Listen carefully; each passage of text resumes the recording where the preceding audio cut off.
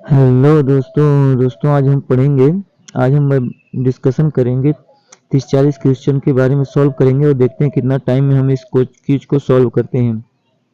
तो इतिहास से संबंधित, जीएस जीके से संबंधित, हर एक कॉम्पिटिटिव एग्जाम से संबंधित ये क्वेश्चन वन लाइनर पूछे जाते हैं।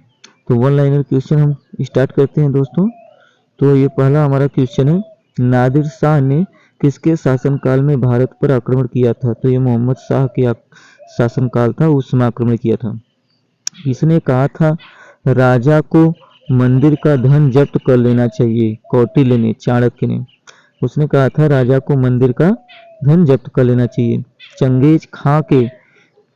चंगेज खां ने किसके शासनकाल में भारत पर आक्रमण किया था? तो इल्तुतमिश के शासनकाल में किया था। वर्धमान अर्थात महावीर स्वामी, वर्धमान महावीर स्वामी या जिन क्यों कहा जाता था इनको? तो इस सुख दुख पर विजेता पाने के कारण इनको जिन या वर्धमान कहा जाता था।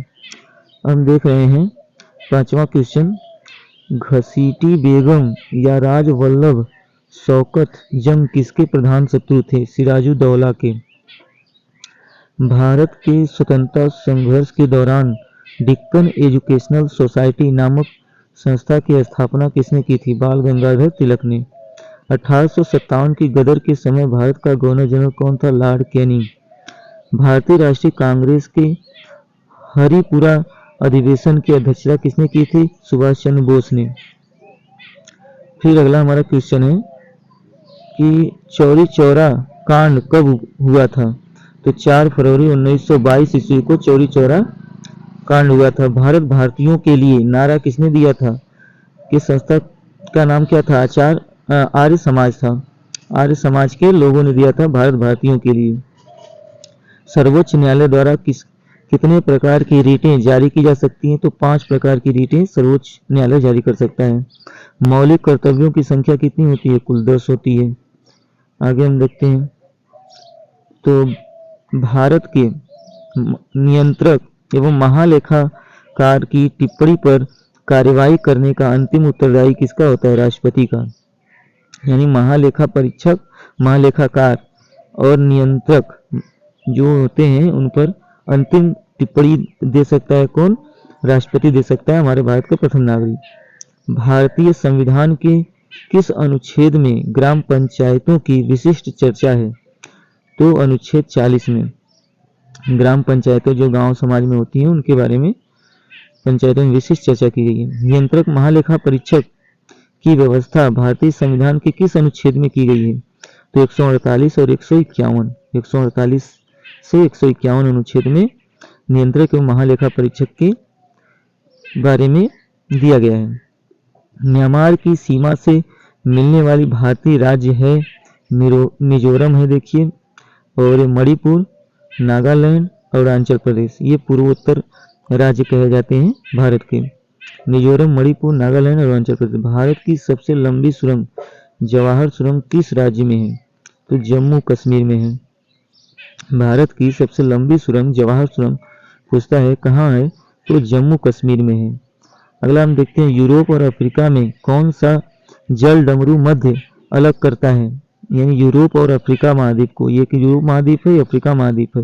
अफ्रीका में 54-55 देश हैं, यूरोप में 47 देश के लगभग हैं।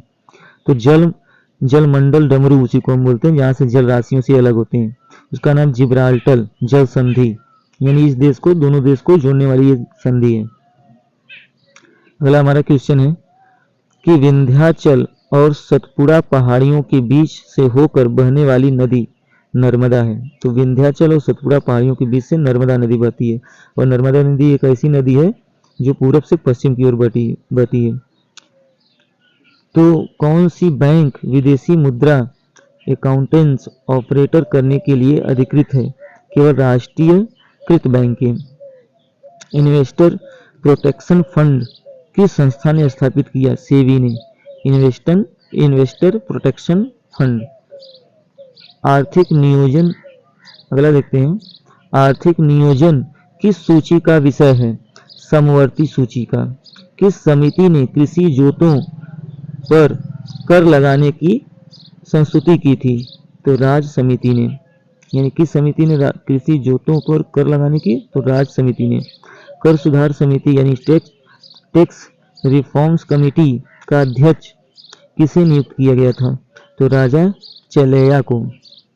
विटामिन B12 में कौन सी धातु विद्यमान होती है? तो कोबाल्ट होती है। तो इस तरह से टोटल हम आज 25 क्वेश्चन ही सॉल्व करवाएंगे दोस्तों। अगले नहीं तो वीडियो लॉन्ग हो जाएगा।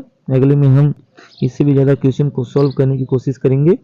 तो पसंद आए तो शेयर करें, लाइक करें और कमेंट करें और हमें ताकि मोटिवेशनल वीडियो मिलता रहे। इसी तरह हम आपके लिए जीके के क्वेश्चन लाते रहें। धन्यवाद दोस्तों। गुड।